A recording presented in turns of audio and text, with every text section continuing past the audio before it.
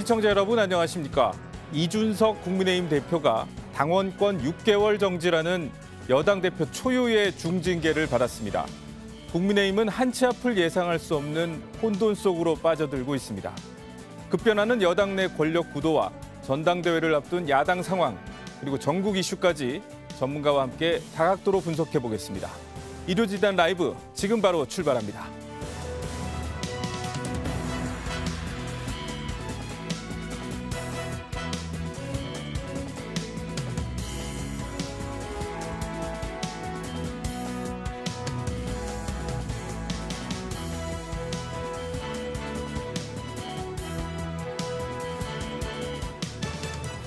네, 오늘 함께 이야기 나눌 전문가 세 분 소개시켜드리겠습니다.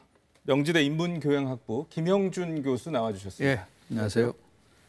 정치 컨설팅민 박성민 대표 어서 오세요. 예, 안녕하십니까. 끝으로 경희대 미래문명원 안병진 교수 나와주셨습니다. 네, 안녕하세요. 감사합니다. 네, 이준석 대표 중징계 결정을 받았는데요. 이번 윤리위 결정 먼저 어떻게들 보셨는지, 예상은 하셨는지 박 대표님부터. 예상 못했고요. 이례적이죠.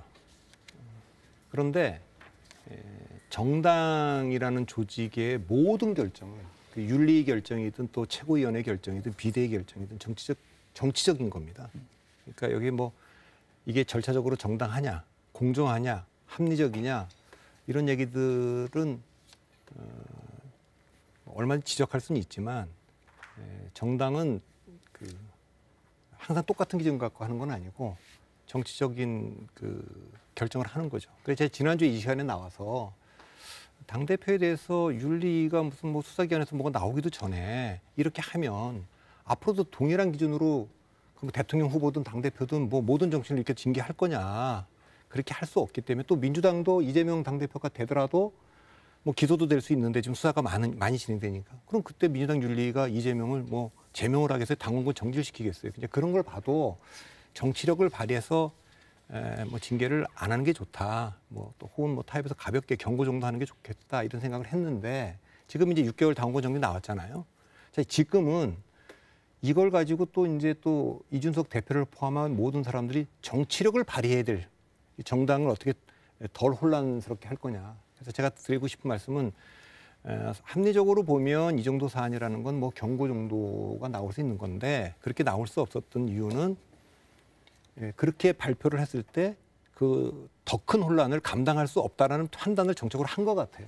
그래서 이제 결정이 내려진 거니까 이준석 대표 입장에서는 받아들이기 어려운 측면도 좀 있겠지만 원래 정당이란 건 정치적 결정이다. 본인도 바른미래당의 최고위원으로 있을 때 손학규 대표 체제를 흔드는 과정에서 최고위원 사보타주도 하고 막 그랬거든요. 그때도 사실 명분 없는 사보타주였기 때문에 좀 정당은 좀 그런 측면이 좀 있다. 저는 그렇게 봅니다. 그 말씀해 주신 김에 윤리위에서 어떤 근거를 가지고 중징계를 내렸는지 한번 정리를 하고 시작해 보겠습니다. 이 대표가 당의 명예를 실추시키는 그 품위 유지 의무를 위반했다고 판단을 했는데 그 근거가 증거인멸을 위해서 7억 원 투자유치 각서를 작성해 준 사실을 모른다라고 한 이 대표의 소명을 믿기 어렵다 이렇게 밝혔고요. 성접대가 실제로 있었느냐라는 의혹에 대해서는 이번 윤리위에서는 판단을 하지 않았다 이렇게 밝혔습니다. 김 교수님, 이 근거 우리 박 대표님은 정치적 판단이라고 해석을 하셨는데 어떻게 보십니까, 윤리위? 일단은 뭐 집권당 당대표가 민주적으로 선출됐지 않습니까? 과거에도 보면은 당대표를 심한 경우는 쫓아낸 적도 있어요. 95년도 1월 달에 당시 잘 아시다시피 김종필 당시 민주당 대표 최고위원을 실은 당시에 민주계가 쫓아냈다고 볼 수 있어. 그래서 만든 게 자민련이거든요. 그런데 다른 것도 아니고 당 기구에 의해서 민주적으로 선출된 당대표가 징계에 의해서. 근데 우리가 여기서 좀 꼭 강조해야 될 부분은 뭐냐면 뭐 일부에서는 뭐 탄핵했다 뭐 그런 얘기를 하고 있지만 중요한 결정은 뭐냐면요. 6개월 당원권 정지가 된 것이지 대표직에서 물러나게 한 게 아니에요.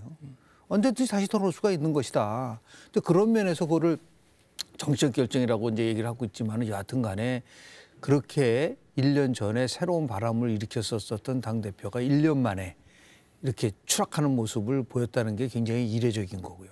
두 번째는 대통령 선거 끝난 지 한 4개월밖에 안 됐고 그리고 새 정부 출범한 지 2달밖에 안 됐는데 불구하고 이런 일이 벌어진 것에 대한 것들. 그리고 선거에서 보통 이제 패배할 경우에는 당대표가 물러나고 흔들어대는 거는 있지만 여러 번의 선거, 특히 이제 뭐 대선과 지방선거에서 승리했다고 하는 그 당시에 집권당 대표가 이렇게 몰락하는 그런 면에서 봤을 때는 굉장히 이례적이고 어떤 면에서 봤을 때는 굉장히 충격적이다라고 볼 수가 있는 건데요. 우리가 꼭 이제 그 설명을 좀 드리고 싶은 거는 이준석 대표 중징계 사태라고 제가 표현하는데 어떤 사태가 나오면은 반드시 거기에 따르는 요인들이 있어야 되는데요. 이제 추후에 말씀을 드리겠지만 이걸 촉발한 요인이 있고 기저 요인이 있는데 이걸 자꾸만 권력 투쟁적인 시각에서 이 문제를 바라보다 보면은 본질을 우리가 잃어버릴 수가 있다. 예, 그런 의미에서 봤을 때 분명한 것은 저는 이렇게 봅니다. 이 현상이라는 거는 아까 얘기한 이준석 정치에 대한 불신이다.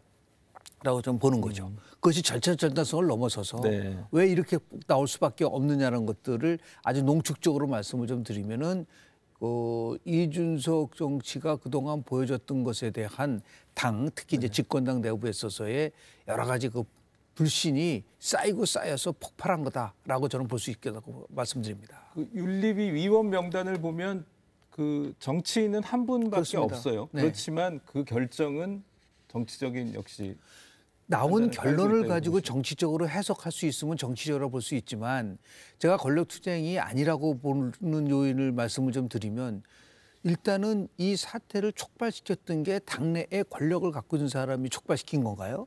아니잖아요. 유튜버들이 이런 부분에 대해서 작년 12월 달에 문제 제기를 했었던 것이 촉발 요인이었었고요. 두 번째는 윤리위를 구성하는 윤리위원장을 결국 누가 선택을 했죠? 결국은 이준석 당대표가 모셔왔죠. 이야기 모시고 왔단 말이에요. 그리고 조금 전에 말씀하신 것처럼 구성원들이 철저하게 뭐 예를 들어서 개파 배분회에서 이루어진 것이 아니고 대부분은 전부 다 외부에서 온 사람이고 네 번째는 뭐냐면 그럼 권력투쟁이라고 한다면 그 권력투쟁의 목표가 뭐냐. 결국 당대표를 흔들어서 공천권을 갖기 위한 것이라고 많이 해석을 하고 있지만 당대표 임기라는 게 내년 6월이고 내년 6월에 새로 뽑히는 당대표가 실질적으로 공천과 관련된 권한을 갖고 있는데 지금 흔들어서 당의 공천권을 장악하기 위해서 친윤 세력이 했다라고 보기는 어렵다. 그러니까 이거는 철저하게 구조적인 요인보다는 이준석 당대표 개인에 대한 요인들이 훨씬 더 강하게 작동된 거라고 해석할 수밖에 없다. 말씀드립니다. 안 교수님은 어떻게 보세요? 이 실제 윤리 판단 근거를 봤을 때 그 이 대표가 이만한 중징계를 받을 만하다 이렇게 보십니까? 예, 제가 워낙 좀 윤리적 기준을 좀 높이 좀 엄격하게 생각하는 기질이 있습니다. 그래서 조국 사태 때도 민주당에 대해서 강하게 비판을 한 바 있는데요. 저는 이렇게 봅니다. 이제 권력 투쟁의 측면이 있습니다. 그거와 그 다음에 김 교수님이 말씀하신 이준석 정치가 가지는 부정적인 측면이 저는 결합돼 있는 사건이다라고 봅니다. 그러니까 그 극단적인 그 유튜버에 누가 제보했는가라는 예. 게 사실은 의혹의 요소가 있는 거죠. 네. 도대체 누가 어떤 이익을 노리는가라는 부분이 있고요. 근데 그거와 무관하게 김 교수님 말씀처럼 객관적으로 일단은 누가 이것을 시작했는가도 봐야 되지만 이 사건 자체를 객관적으로 봤을 때 당 대표로서 이것은 리더십에서 심각한 결격 사유가 있는 것도 분명하거든요. 흔히 이 사람들이 이 두 개를 구분을 못 하시는데 사법적인 절차라는 거랑 예. 어떤 조직에서 준법 경영이라는 건 다른 겁니다. 그러니까 저 같은 경우는 조직의 어떤 실무 경영을 좀 해본 적이 있는데요. 이게 한국말로 그러니까 컴플라이언스라 그러죠. 준법 경영인, 감시인. 예. 그 준법 경영이라는 것은 그 리더의 법적인 측면과 직무의 적합성을 종합적으로 따지는 겁니다. 근데 이것이 사법적 판단은 최종적으로 내려져 있지는 않지만 어쨌든 분명한 건 당대표로서 그러한 그 정무실장을 보냈고 그리고 그 과정에서 대단히 맥락에서 의심스러운 행위가 벌어졌던 건 분명하거든요. 그 점에서 이것이 어떻게 촉발됐는가와 무관하게 당 대표로서 과연 이것이 윤리적으로 이제 문제 삼을 소지가 있는가라는 부분에서 이것은 6개월 정지라는 건 제가 윤리위원장이라 하더라도 그건 불가피할 것 같습니다. 그러니까 이게 경찰의 조사가 아직 시작되지도 않은 상황에서 심증만 갖고 이렇게 징계를 내린 거는 부당하다라는 이준석 대표의 항변이 잘못 보고 있다라는 말씀이신 저는 동의할 거네요? 수 없습니다. 그러니까 그 흔히 이제 사람들이 합리적 의심이라는 걸 그리고 품이라는 걸 아니 뭐 품이 이거는 다 걸리는 게 다 품이지 이렇게 쉽게 생각하는데 네. 하나의 조직을 경영한다라고 하는 건요. 그 품이라고 하는 규정이 굉장히 제대로 된 조직이면 다 있습니다.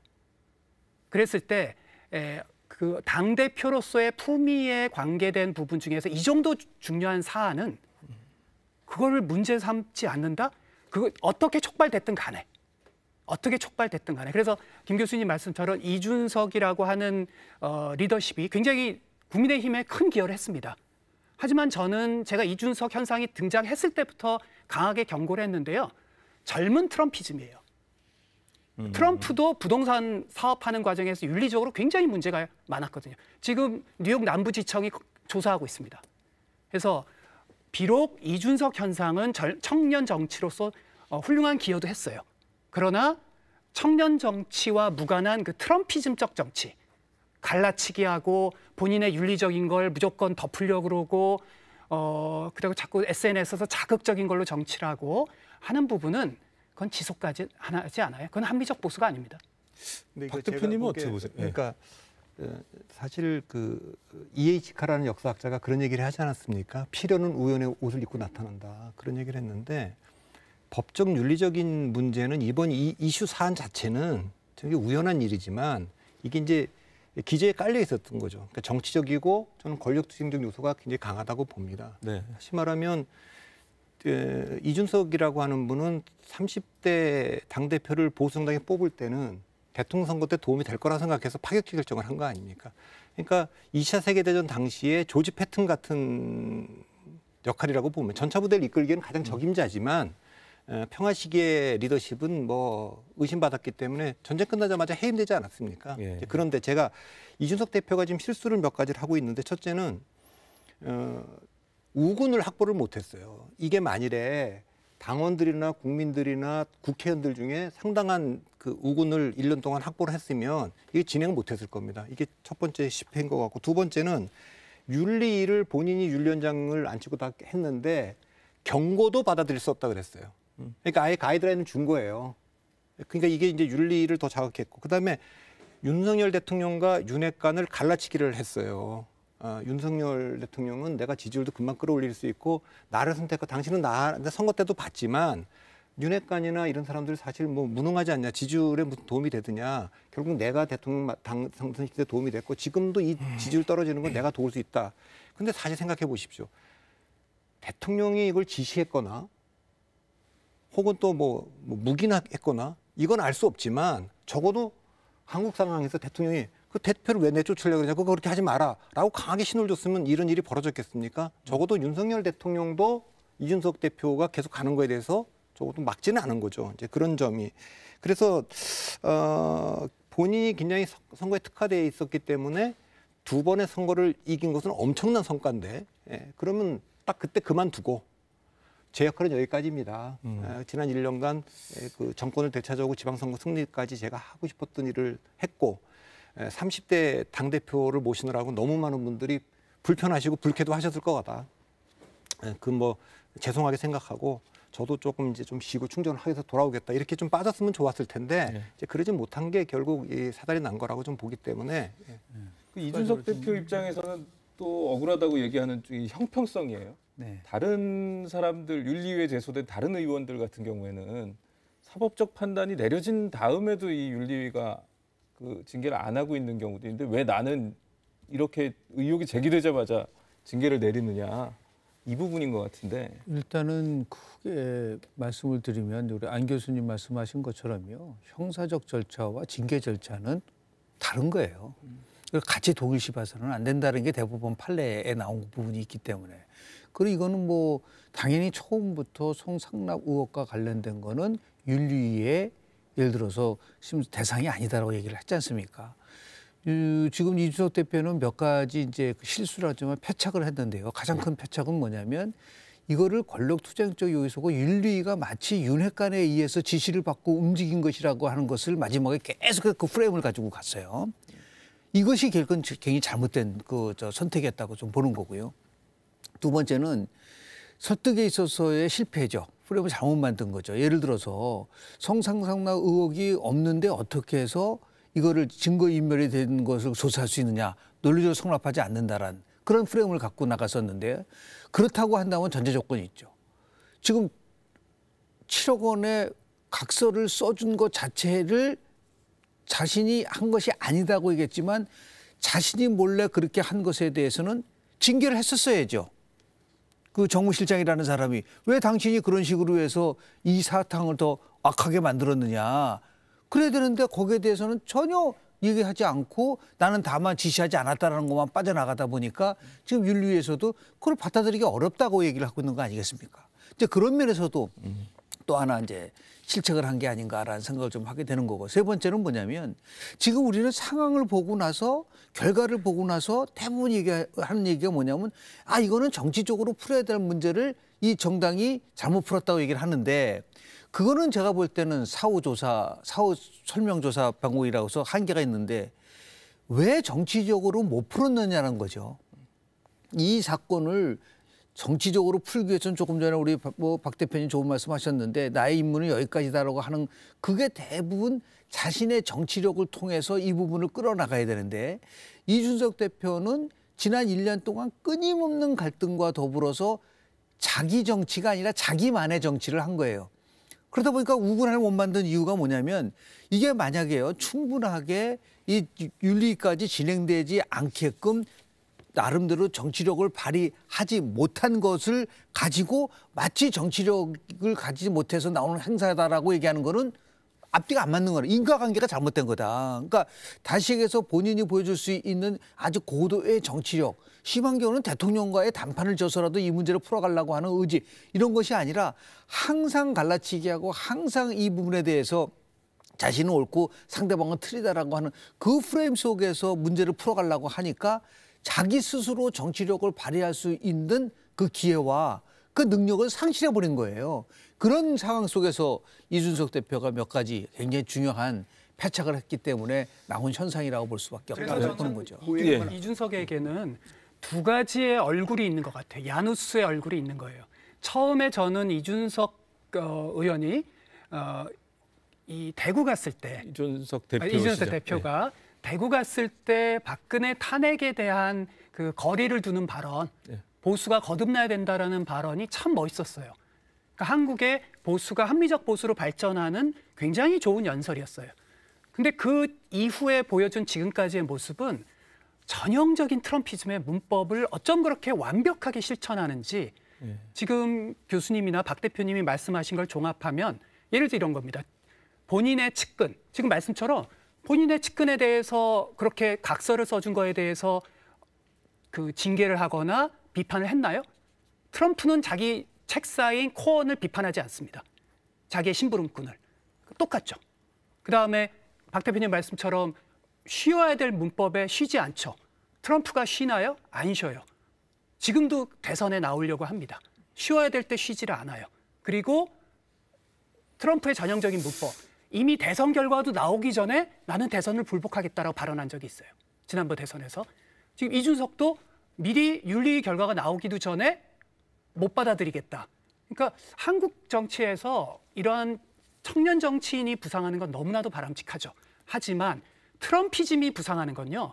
보수를 위해서도 바람직하지 않고요. 대한민국의 미래를 위해서 굉장히 이건 부정적인 현상입니다. 그러니까 제가 보기에는 이제 이 얘기는 이제 나중에 이제 우리가 이준석을 어떻게 볼 거냐에 대한 얘기는 별도의 챕터에서 다뤄야 될 내용입니다만 오바마를 닮고 싶은 그러나 트럼프에 가까운 뭐 이런 평가가 있죠. 근데 이제 어떨 때는 이제 그 대구나 광주 연설 전당대회 때 이건 뭐 진짜 오바마를 보는 듯한 그런 연설이었고, 근데 그 뒤에는 뭐 또 트럼피즘을 상륙시켰다 이렇게 비판도 있어요. 그러나 이제 이건 하나 분명히 짚고 넘어가고 싶어요. 정당은 형평성이나 공정하고는 거리가 먼 조직이에요.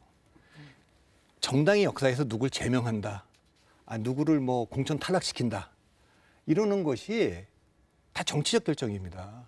옛날에 그 2015년에 정청래 그 민주당의 최고위원이 주승용 의원이 계속 그 얘기 중에 탈당인가 뭐 하여튼 그러니까 뭐 하지도 못할 거면서 계속 공갈친다는 말을 갖고 당원권 정지 1년인가 제가 받은 걸로 기억이 나요. 그것도 다 정치적인 거죠. 그러니까 기본적으로 지금 윤리나 그 국회의원들 다수가 이준석 대표를 징계하는 것이 절차적으로 조금 무리한 거다. 그 동의할 거예요. 그리고 그 뒤에 윤회관이 있고 이건 권력적인 성격이 있다. 그것도 인정할 겁니다. 그런데 이제 와서 돌아가기가 너무 멀리 왔다. 여기서 이게 뭐 불문에 붙이거나 경고 정도로 하면 당이 더 혼란에 빠진다. 어차피 당은 앞으로 계속 가야 되기 때문에 누군가 희생할 수밖에 없다. 그렇다면 지금 이 순간에는 이준석 대표가 뒤로 물러나는 방법밖에 없다라는 게 어느 정도 컨센서스가 있어 보입니다. 그러니까 정치적 결단을 한 거기 때문에 이 문제를 정치적으로 받아들이고 본인이 그 뒤를 다시 도모할 건지 아니면 여기서 장렬히 전사하더라도 한번 마지막으로 싸워볼 건지 이거는 본인의 문제, 실존적 결단이 남았겠죠. 그 얘기를 좀 진행시켜 보겠습니다. 말씀하신 대로 이준석 대표 이후 어떤 대응이 가능할지 일단 뭐 징계를 그대로 받아들이고 6개월 동안 뭐 기다렸다가 당대표에 복귀하는 방안이 있을 수 있을 것이고 그다음에 평소 자기 색깔대로 바로 여론전을 돌입해서 이제 우군을 확보하려는 시도가 있을 수 있을 것이고 또 실무적으로는 윤리위에 재심을 청구한다든지 법원에 징계 효력 정지 가처분 신청을 뭐 요청한다든지 청구한다든지 이런 방안들이 있을 것 같은데 어떤 대응이 나올 거라고 보십니까? 정치적 선택이라는 거는 거기에 따른 나름대로의 아주 정치적인 고려가 있겠죠. 지금 얘기한 세 가지 아니겠습니까? 그냥 무조건 이제 수용한다는 거, 그리고 예를 들어서 재심 청구하고 가처분 신청한다는 거. 세 번째가 이제 여론전인데 가장 나쁜 거는 저는 여론전이라고 좀 봐요. 근데 거기에 이제 쉽게 빠질 가능성이 크다고 보는 거죠. 예를 들어서 시작을 했죠. 뭐 젊은 당원들이 빨리 국민의힘으로 입당을 하라고 한다는 거는 뭐냐면 자기 우군화를 통해서 이 문제를 풀어가겠다라는 부분들이 있는 건데요. 일단은 일반 국민들이 판단을 했을 때는 윤리가 뭐 권력투쟁적 요소가 있든 없든 간에 그 나온 결론에 대해서 어떻게 이거를 대하는 태도를 보는 거거든요. 정치인에 대한 경우 일반 개인이 아니에요. 근데 그렇게 끊임없이 투쟁적이면서 자기한테는 관대한 거 아닌가요? 상대방한테는 굉장히 엄격하게 얘기하면서 자기에게는 관대하다라는 것에 대해서 일반 국민들은 거의 동의하기 어려운 것 같고 보고요. 또 이런 것들은 어떤 결과를 가져오냐면 자신이 이 정치를 항상 공학적, 예를 들어서 이게 투쟁적 관점에서만 정치를 보고 있기 때문에 이준석 정치가 이제 문제가 됐었던 부분인데 이걸 다시 또 강화하겠다는 건데 이거는 제가 볼 때는 굉장히 나쁜 전략이라고 보고요. 두 번째는 예를 들어서 뭐 재심 청구를 한다든지 재심 청구를 할 수 있어요. 그거는 뭐 자기의 권리예요. 그 10일 이내에 재심 청구를 할 수 있는 권리가 있고 그때까지 이제 문제는 뭐냐면 당원권이 정지됐다 하더라도 최종적으로 윤리위에서 재심이 되기 전까지는 당대표의 권한이 있느냐 없느냐는 그건 쟁점이 될 수 있어요. 지금 권성동 원내대표 같은 경우는 즉시적 효력이 발생된다고 얘기를 하고 있지만 아직까지 재심을 청구하지 않은 상태인데 과연 그게 맞는 것이냐에 대한 논쟁일 수가 있지만 그리고 가처분 신청의 문제도 그 나름대로 이게 권력투쟁적인 요소가 있고 정치적 절탁성이 상실됐다는 아주 객관적이고 그런 사실을 밝혀낼 수가 있는가 법적으로. 그리고 대한민국 법이라는 법정에서는 대부분이 보면 정치적 영역은 정치에다 맡기는 부분들이 굉장히 강한 거가 있기 때문에 이제 그런 부분들이 있어서 저는 정말 이준석 정치가 나름대로 새롭게 거듭하고 변화되려고 한다면 6개월이라는 기간 동안에 자신의 1년 정치 더 나가서 한 10년간의 정치를 성찰하고 반성하면서 무엇이 부족했느냐는 것을 다지고 다져서 돌아올 수 있는 인내의 정치가 절대적으로 필요한 상황인데 아마도 제가 볼 때는 그 부분보다는 계속해서 뭐 예를 들어 자기가 부당함을 얘기하는 여론전이라든지 또는 재심 청구라든지 이런 쪽으로 틀 가능성이 큰데요. 기본적인 측면이 아니라 앞으로 대한민국에 지금 30대잖아요. 오랫동안 정치를 하려면 길게 호흡을 해야 되거든요. 정치인은. 그런 면에서 봤을 때는 이 부분을 어떻게 정말 최대의 위기를 최고의 기회로 전환시킬 수 있을까. 그런 것에 대해서 저는 좀 지켜보고 있습니다. 일단 이준석 대표가 2012년에 화려하게 데뷔하지 않았습니까? 네. 20대 나이에 비대위로 들어왔고 그러다가 이제 10년간 굉장히 어려운 이제 고난의 시기가 있었고 2021년에 화려하게 이제 부활하지 않았습니까? 그리고 이제 성과도 냈어요. 이제 그렇기 때문에 지금 대응할 수 있는 게 여러 가지가 있는데 가장 나쁜 대응은 저는 법적 대응이라고 봅니다. 네. 법적으로는 뭐 그게 뭐 가처분으로 가든 아니면 또 이 권한 다툼이 있잖아요. 근데 권한 다툼도 당내에서 이미 기조국이 윤리가 결정하는 순간 이 그 직무대행은 원내대표로 좀 넘어가 있다 이렇게 판단해줬기 때문에 그거 그냥 받아들이는 게 좀 좋다고 봅니다. 그러니까 이준석 대표가 지금 생각해야 될 문제는 여론전이나 또 뭐 정치적인 거나 이런 모든 거를 할 때 가장 우선해야 될 것은 이준석은 당을 위해서 가장 선당하는 사람, 선당 후사다. 그러니까 이게 내가 억울하든 뭐하든 그 이미지를 가져야만 전 정치적으로 나중에 다시 복귀할 수 있다고 보기 때문에 때로는 뭐 한 템포 물러날 수 있고 그렇게 되면 보수정당을 개혁했고 승리를 가져다 줬던 것이 다시 평가받을 날이 올 겁니다. 그러니까 지금 여기서 더 나가면 아마 이제 그런 것까지도 다 훼손될 수가 있기 때문에 조금 한 템포 좀 숨을 고르야 되지 않나 그렇게 봅니다. 과연 그럴까 싶긴 한데요. 안 교수님은 어떤 그렇지 않을 가능성이 높죠. 예. 높은데 저는 본인이 더 이제 성장하기 위해서 그리고 아까 김 교수님이 인내의 정치 얘기하셨잖아요. 저는 거기다 한마디를 보태자면 단절의 정치를 하시라. 그러니까 지금 과거와 달리 현재의 한국 정치 지형이 굉장히 부정적인 게 그러니까 소위 스포트라이트를 받는 거물들이 어쩜 이렇게 일관되게 직전의 과거랑 단절하지 못하는 모습, 그 속에서 위기를 더욱더 가속화시키는 모습. 지금 뭐 윤석열 대통령께서 그러잖아요. 직전의 과거랑 단절하셨나요? 지금도 저는 대검 중수부장이나 검찰총장을 보는 것 같아요. 이재명 의원이 지금 직전의 과거랑 단절했나요? 여전한 과거의 그 싸움닭 같은 이재명을 보는 것 같아요. 이준석이 과거랑 단절했나요? 여전한 그 상대를 자극하고 파괴하고 함께 무너지는. 그래서 직전의 자기의 모습과 단절된 모습. 박 대표님 말씀처럼 자숙하고 성찰하고 더 큰 정치인으로 성장하는 모습을 보면 국민들이 내가 아는 이준석이 아니네? 저 사람이 지금은 저래도 앞으로 40대, 50대 굉장한 정치인이 되겠네? 뭐 일각에서는 뭐 1월 되면 사람들이 잊혀지는 거 아니냐 뭐 이렇게 얘기를 하는데 한국 정치가 그렇게 운영되지 않습니다. 그런 점에서 제발 직전의 과거랑 단절하는 정치들을 좀 해주셨으면 좋겠어요. 이준석 대표 개인의 문제에서 국민의힘 당 문제를 한번 살펴보겠습니다. 이제 집권 2달 만에 이렇게 경랑에 빠졌는데 이 뭐 비대위냐 아니면 임시전당대회냐 아니면 아예 당원 당규 개정해서 조기 전당대회 열어야 되느냐 여러 가지 시나리오들이 벌써 나오고 있습니다. 어떤 쪽으로 당 가야 되나요? 그런데 실제로 이게 권력투쟁이 아니라는 것을 보여줄 수 있는 단적인 거는 권성동 원내대표의 일성이었어요.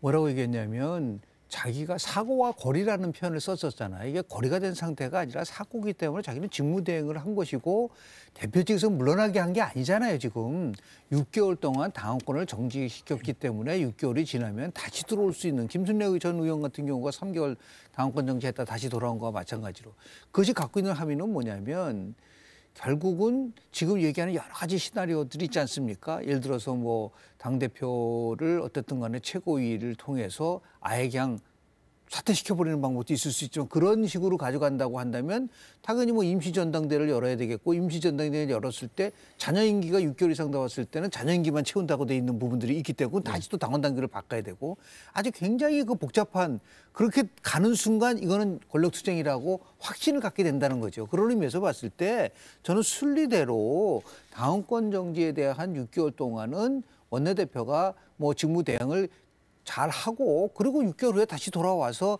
내년 6월 달까지 결국은 당대표직을 맡게 되고 그러고 나서 정상적인 절차에 의해서 새로운 당대표를 뽑는 것이 이상적인 거지 여기서 정말 그걸 궤도로 가지를 않고 이탈을 하게 되면은 지금 얘기하는 여러 가지 음모론적 시각을 다 인정하는 꼴이 되기 때문에 그거는 굉장히 저는 바람직하지 않다고 좀 봅니다. 저도 이제 비대위 체제로 가는 게 순리다 이런 말씀이시죠. 그러니까 저는 이제 저도 김 교수님 의견에 전적으로 동의를 하는데 저는 비대위 체제나 조기 전당대회나 임시전당대회 다 바람직하지 않다고 봐요. 그러니까 지금 그 권성동 원내대표가 이 상황을 아주 명확하게 지금 정리하고 있거든요. 당 기조국도 그렇고 당 대표가 거리된 게 아니에요. 그러니까 이준석 대표는 본인이 정치 생명을 위해서도 그렇고 이거 6개월 이걸 수용하고 6개월 뒤에 돌아와서 당 대표를 하는 겁니다. 지금 현재 그렇게 돼 있는 겁니다. 그리고 임기가 그때 6개월이 또 더 남아 있는 거예요. 이거를 강제로 지금 종료시키려고 하는 조치들이 지금 시나리오들이 막 나오고 있는데 그 시나리오들은 좋지 않습니다. 다. 그러니까 일단 임시전당대회라는 거는 지금 이 상태를 내년 임기 이준석 대표 6개월 이상 남았기 때문에 그까지 관리하는 대표를 새로 뽑자라는 건데 그거는 일단 거리를 전제할 때만 가능한 겁니다. 근데 이제 권성동 원내대표도 그렇고 지금 기조국도 그 거리를 인정하지 않은 거거든요. 그다음에 이거를 당원 당규에서 바꿔서 뭐 조기전당 이것도 역시 거리가 돼야 됩니다. 비대위도 마찬가지인데 비대위로 전환하는 것은 그 자체로 새로운 지도부를 뽑는 건데 이 모든 것은 비대위든 임시전대든 조기전대든 이준석 대표의 거리를 전제하고 있는 겁니다. 이제 그렇지 않고 보면 그냥 권성동 원내대표가 직무대행으로 6개월 동안 지금 정지돼 있는 거니까 그거 관리하면 되는 겁니다. 최고들도 계속 하고 그리고 이건 지금 정치적으로 풀어서 다만 그 뒤에 그럼 어떻게 될 거냐 이준석 대표가 돌아와서 6개월 동안 그럼 또 당대표를 할 거냐 저는 해도 된다고 봅니다만 이준석 대표하고 권성동 원내대표 윤석열 대통령이나 등등등 당의 지도부들이 정치적인 해법을 찾아서 그러나 그 테러를 열어주고 명예를 다 회복시켜주고 이준석 대표가 했던 그 공에 대해서 다 이렇게 평가를 하고 조금 임기를 채우지 말고 조기에 퇴진해서 그래도 그 조기 전당대회죠. 그러니까 그건 이제 이준석 대표도 동의하는 합의된 그런 것이 뭐 내년 초에 온다면 그게 가장 그 좋은 시나리오겠죠. 안 교수님께는 저걸 좀 여쭤보고 싶은데 그 이준석 대표가 이제 취임 1주년 맞아서 저희 프로그램 출연했을 때 자기의 성과로 2030 세대 중심으로 당원을 3배를 늘렸다. 그리고 호남 지지율을 굉장히 높였다. 이런 얘기들을 했거든요. 그 이준석 대표 징계 후폭풍이랄까? 그럼 이런 성과들은 앞으로 좀 없어질 거다라고 보십니까? 상당히 타격을 받겠죠.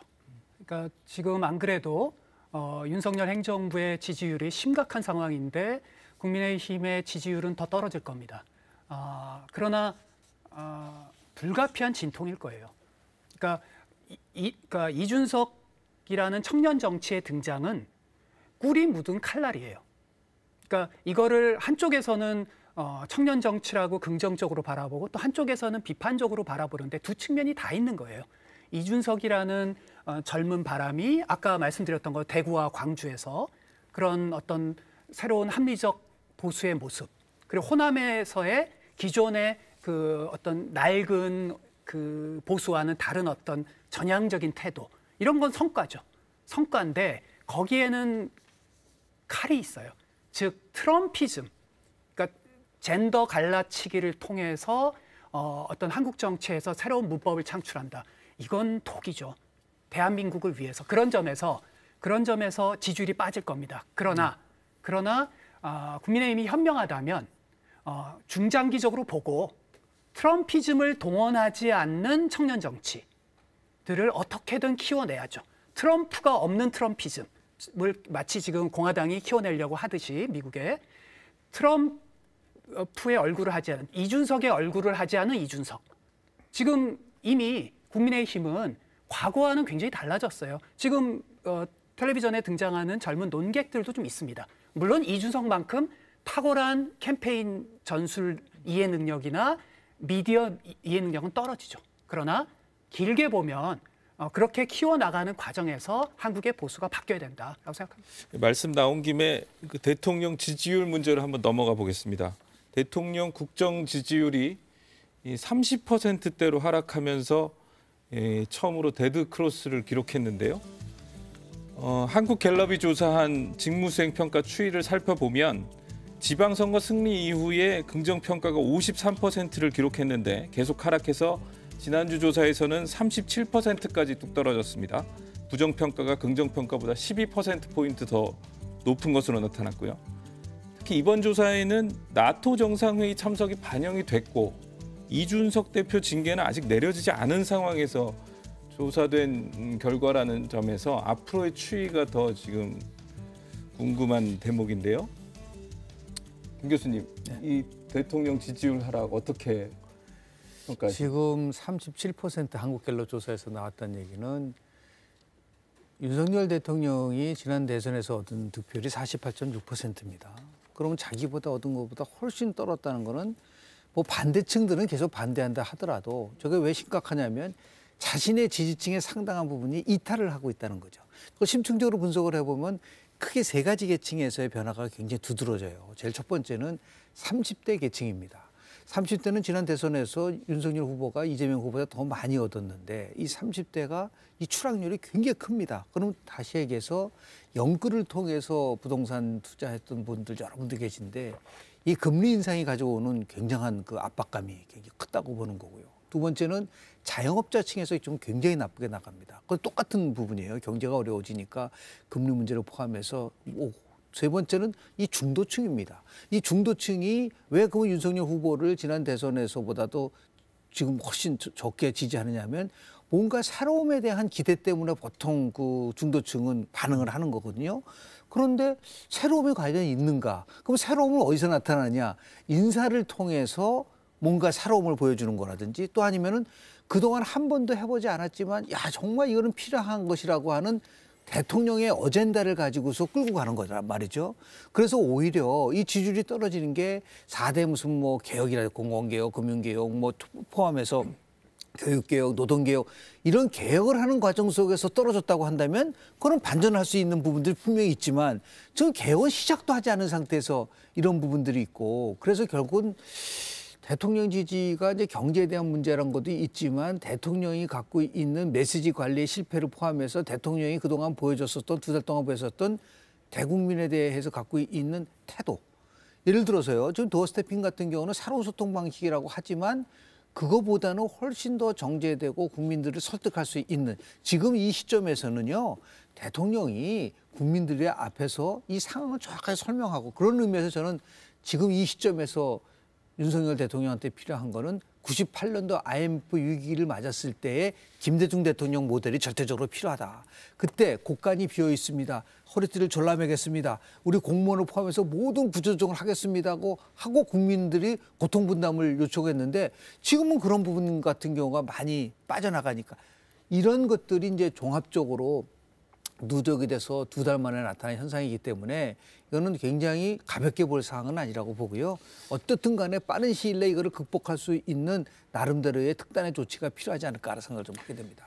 대통령실에서는 이 지지율 하락을 처음에는 그렇게 심각하게 느끼지 않는 것 같다가 최근에 약간 분위기 변화가 감지되긴 한데 박 대표님은 원인이 어디 있다고 보세요? 그러니까 이건 이제 조금 이제 시간을 두고 봐야 되겠습니다만 그러니까 선거 연합이 지금 해체되고 있잖아요. 그러니까 모든 정권은 야당의 공격 때문에 무너진 적이 없어요. 선거 연합을 내부적으로 붕괴시켰을 때 김영삼 대통령도 JP를 내쫓고 전두환 노태 구속시키면서 위기를 맞았고 김대중 대통령도 JP하고 갈라지면서 또 노무현 대통령은 호남하고 갈라지면서 열린우리당을 만들면서 또 이명박 대통령은 박근혜 당내에서 뭐 총선할 때 국민도 쏘고 저도 쏘았습니다. 박근혜 대통령 되자마자 당하고 거리를 뒀잖아요. 이제 그런 면에서 이제 문재인 대통령이 선거 연합을 가장 늦게까지 끌고 온 분인데 지금 가장 큰 문제는 지난 대통령 선거의 특징을 보면 사실 대중들이 대통령을 뽑을 때 좋아해서 찍거나 필요해서 찍거나 상대가 싫거나 싫어서 찍거나 했는데 지난 대통령 선거는 이례적으로 상대가 싫어서 찍는다는 게 압도적이었어요. 예. 그러니까 윤석열 후보가 얻었던 표의 총량은 정권 교체를 지지하는 사람들의 총량입니다.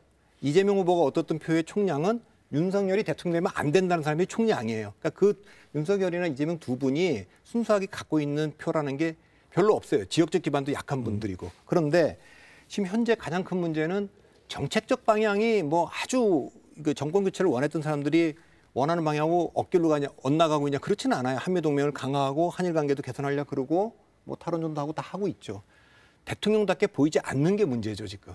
대통령답게 보이지 않는다라는 것은 대통령답게 말하지 못하고 그런 태도를 보이지 못하는 거예요. 여기서 강감은 안 되는 게 지금 자꾸만 신정부 그러는데 대통령이 이제 집권한 지 뭐 한두 달밖에 안 됐다. 근데 국민들은 그렇게 안 봐요. 윤석열 대통령은 적어도 중앙지검장일 때까지는 모르지만 검찰총장이 임명된 3년 전부터 사실 대통령을 제치고 대한민국의 뉴스메이커 1호로 올라왔던 분입니다. 그러니까 피로감이 있을 수 있어요. 이렇기 때문에 지난 3년간 대통령 캠페인 기간까지 포함해서 이것을 어떻게 만들어진 이미지와 다른 새로운 이미지를 만들 수 있는 이제 그런 생각을 해야 되는데 지금 국민들이 보면 좀 이미 좀 실증 느끼는 과거 대통령 같으면 임기 절반을 넘어선 대통령 같은 그런 이미지를 갖고 있거든요. 그 말씀해 주신 대로 역대 대통령들의 직무수행 긍정평가가 40% 밑으로 떨어졌던 시기를 한번 비교해 보겠습니다. 약간 시사점을 찾을 수 있는데요. 한국 갤럽 여론조사 기준입니다. 역시 문재인 대통령은 취임 2년 5개월 시점이었는데 이때가 조국 전 법무부 장관이 사퇴했을 시점입니다. 그리고 박근혜 대통령은 취임 1년 10개월 시점인데 청와대 문건 유출 수사가 이때 막바지에 이르렀을 때고요. 그리고 이명박 대통령이 취임 초기에 40% 아래로 떨어졌는데 당시에 그 고소영 내각, 이른바 고려대 소망교회 영남 출신을 얘기하는 거죠. 고소영 내각 문제와 부자 감세 등이 지지율 하락의 원인으로 꼽혔습니다. 근데 이번 정권에서는 역시 이 여소야대 국면이기 때문에 지지율 하락이 결국 국정 운영 동력 상실로 이어지는 거 아니냐, 이것 때문에 사실 심각한 거 아니겠습니까? 안 교수님 어떻게 보십니까? 그렇습니다. 그 어느 때보다 훨씬 취약한 조건에서 집권하신 거 아닙니까? 그런 점에서 저는 이 위기가 사실은 끝이 아니라 이제 시작의 끝이라고 생각합니다. 앞으로 더욱더 위기가 가속화될 겁니다. 중요한 건 지금 이제 그 일각에서는 교육부 장관 이라든지 인사의 실패를 얘기하는데 네. 그건 당연한 실패고요. 그 요즘에 제가 대학에 있지만 대학교의 총장님이 되시려면 그토록 음주운전으로 그런 경력을 가지고 안 되십니다. 근데 그런 걸 과감하게 임명하는 그 자신감은 도대체 어디서 나오는지. 그래서 제가 아는 어느 그 윤석열 후보를 찍었던 제 존경하는 어느 시민이 텔레비전을 보다가 그런 얘기를 하시더라고요. 아니, 윤석열 대통령께서 열심히 하겠다 그러시는데 열심히 하는 게 중요한 게 아니라 올바로 해야 된다라고 얘기를 하는데 그게 정답이거든요. 지금 이 행정부의 가장 큰 문제는요, 총사령탑이 없어요. 그러니까 윤석열 대통령께서 성공한 보수 입장에서 성공한 보수 대통령의 상징함은 미국에서는 레이건입니다. 레이건의 집권 일기가 성공했던 핵심은 사령관이 있었어요. 그러니까 대통령에게 노할 수 있는 사람. 대통령이 항상 잘할 수는 없잖아요. 대통령에게 이런 거 그렇게 하시면 안 됩니다. 도어 스태핑에서 그런 얘기 하시면 안 됩니다. 인사 그렇게 하시면 안 됩니다. 라고 하는 분이 없는 게 지금 현재 윤석열 행정부의 가장 큰 문제고요. 그거의 잘못은 누구에게 있느냐? 그건 대통령에게 있는 겁니다. 레이건이 집권 일기에 성공할 수 있었던 건요, 제임스 베이커 비서실장이 심지어 대통령의 통수권자의 권한을 넘는 정도 수준의 발언을 했을 때도요, 그것을 수용했습니다. 그래서 지금 이 정도는 열심히 하겠다는 게 아니라 국정의 기조를 전면적으로 지금 전환하지 않으면 앞으로 굉장히 심각한 상황에 봉착할 겁니다. 김 교수님, 네. 그 지지율 반등하려면 어떻게 해야 할까요? 여러 가지 요인이 있을 수 있다고 저는 보는데 그 리더십에 대한 문제를 좀 말씀을 좀 드린데요. 제가 한 칼럼에도 썼지만은 지금 제일 중요한 거는 이제 구현과 선청 많이 들어야 되거든요.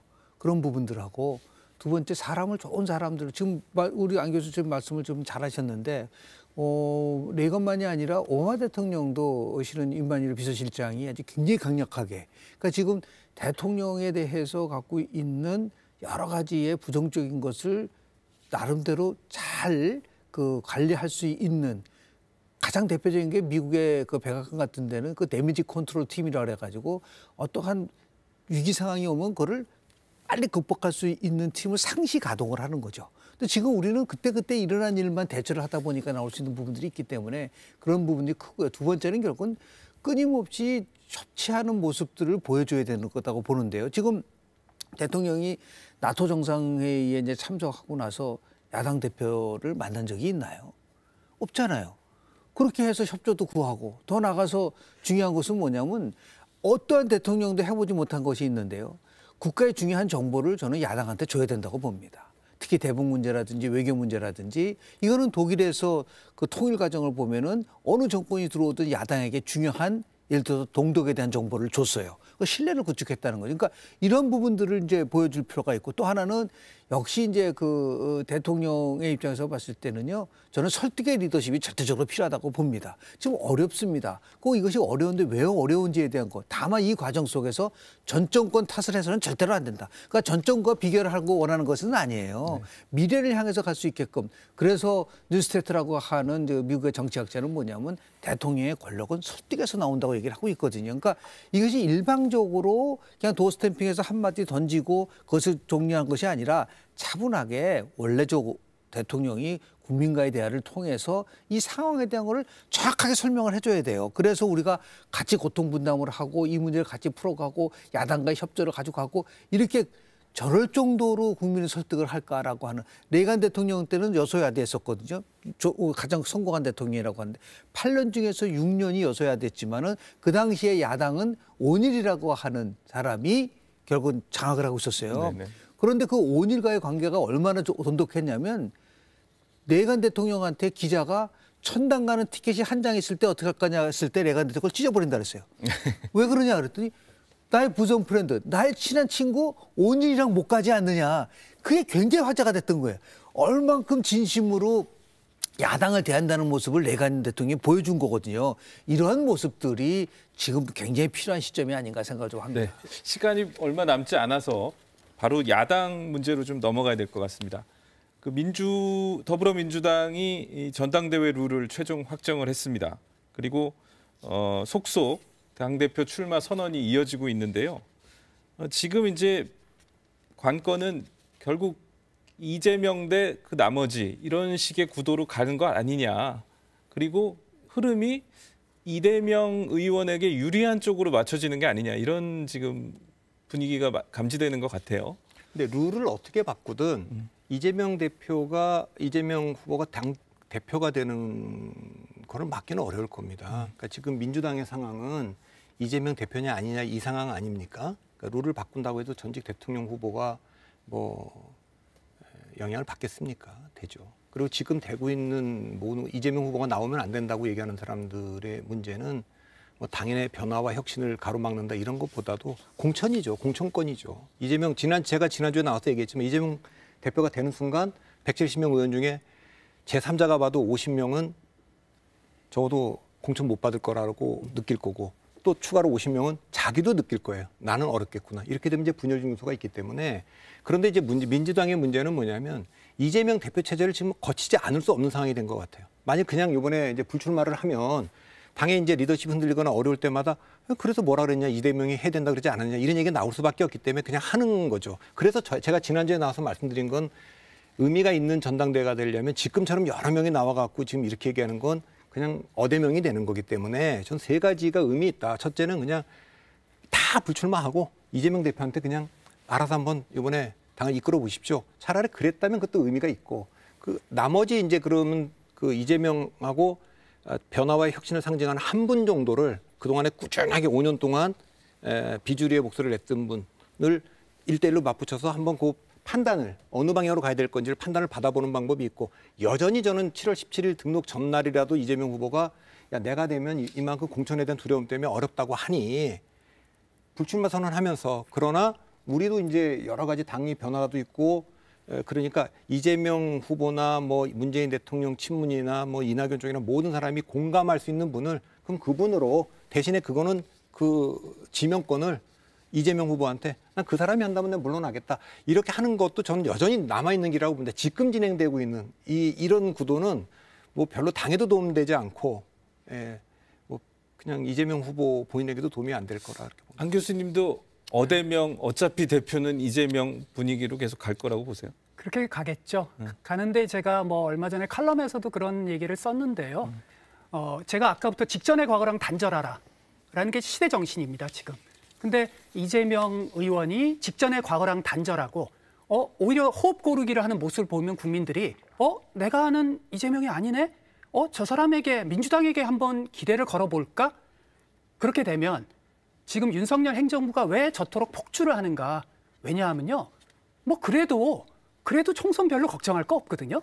그래도 대선 걱정할 거 없거든요.